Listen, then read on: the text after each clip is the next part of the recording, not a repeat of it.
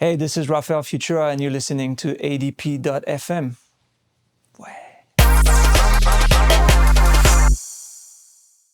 It's an exciting time at the moment because in my position, at least hitting different cities and seeing really different crowds, different people are like really being reactive to the DJ scene. I think the market might be a little saturated also at the moment, but you know, overall it's booming. It's fun.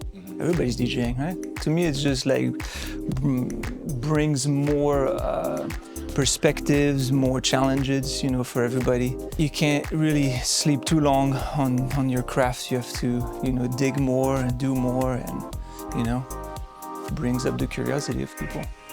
It depends where I am, but I would say in general I'm more like themed in the sense that at the moment I'm more on the house, disco, funk, you know, kind of tip. So all the parties we're throwing, it's in that category overall.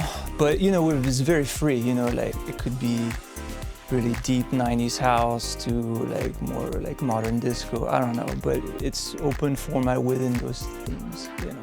But not too much of like the classic open format. I think like those are fun if you're like really in a space where you can be with your friends and just have fun and a good time. But like overall, the stuff we're doing is more branded at the moment, yeah. The aesthetic of everybody falls in that category. You know, I'm French, so growing up in Lyon, the south of France, the French Riviera, the Italian Riviera too, being a big part of my life, being part of the life of, you know, some of my friends in the group too. So we have to like bring, you know, a little bit of where we all come from. Obviously, peak time is always the best, right? Or closing, yeah, for sure. And, you know, because by that time everybody's loose and having a good time, so. The response and reception is better.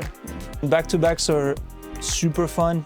I really enjoy it. Depends with who it is, because it's just like, is it a close friend? Is it someone that you're like really on the same page with musically? If you have those, you know, things, is great. You know, you can really enjoy your back-to-back.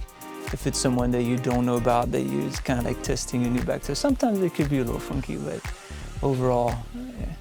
And I believe more definitely in selection and musical culture that's behind it, in a sense. I'm more focused on like the selection of the records that you're playing rather than like necessarily the technical parts. I really enjoy the technical parts, but as far as I'm concerned, I'm more into digging, you know, songs, into like finding cool remixes, you know, and cool edits, you know. That's what I enjoy the most, basically, yeah. My DJing doesn't influence my production too much. It influences a little bit in the sense that, yes, it gives me reference points, you know, sometimes where like, you know, things that hits and stuff, but it's where I started being a producer before being a, you know, a DJ, so not in my case, but I would say it's a bit more reverse. The production would influence my DJing a little more, you know, in that sense. Just from like recognizing, you know, parts of songs, you know, that hit hard or less, you know, stuff like this, but pretty straightforward. If I'm DJing, I would say I would lean a little more on remixes, at least in the category of like funk, disco, house. I think there's so many remixes and edits that really elevates older records. Sometimes it just needs a little push. It's not so much changing it too much, but it's more like adding that bass or adding that like nice kick to it, you know, and with respecting, you know, the original groove, original record. And I feel like that really brings, you know, a character in your mix, you know, most of the time. So I like that. Yeah. When I was young, I was really influenced, I would say, by the first DJs were French DJs. So it was DJ Cut Killer, it was C2C. I used to also listen to Cypress Hill and DJ Muggs, then, you know, Mathematics, you know, with Wu-Tang. And those were my first influences. But then I would say it really kicked off when I was living in New York, in Brooklyn, around 2010. 12, I felt like Fool's Gold, Matt Deason were doing great. A-Track, obviously, Diplo, Flostradamus were friends too, and it was really fun to see, you know, everybody like really blowing up like this, Bauer too. And then my friends, Zender Ferreira and the Happy Show, that's where I started in Brooklyn playing with. It was like a South African kind of crew, DJ crew, and we were playing like just African sounds, you know, all night. It was really fun.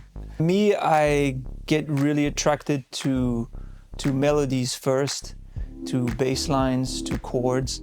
So if that fits my aesthetic, that's where I'm kind of going with. Anything that's definitely groovy in a way, soulful, or has some, you know, soulful elements. I come from like a jazz, piano, jazz, classical background, so I focus more on the melodic side, I would say. Yeah. That's what makes a perfect record. Yeah. Hey, I'm Raphael Futura, and I'm gonna play some funk disco house today. Hope you like it. You're listening to All Day Play FM. Voila.